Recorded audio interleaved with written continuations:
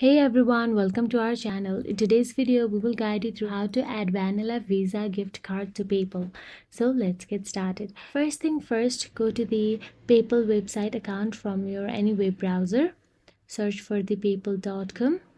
Then simply log into your PayPal account using your login credentials. After you log into your account, simply tap on the Pay and Get Paid option available in the top. You can see Pay and Get Paid. Then simply tap on the bank cards option available there. Now inside bank card, you'll get to see add a bank or add a card option.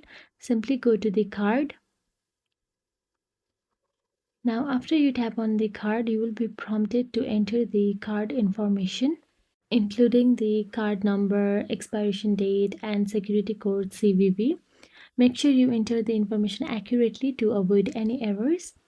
After entering the card information, PayPal may ask you to verify the card.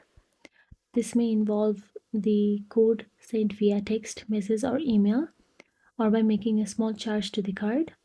Once the card is successfully added, you should see it listed as payment method in your PayPal account. So that's it. If you found this video helpful, please like, share, and subscribe our channel. And thank you so much for watching.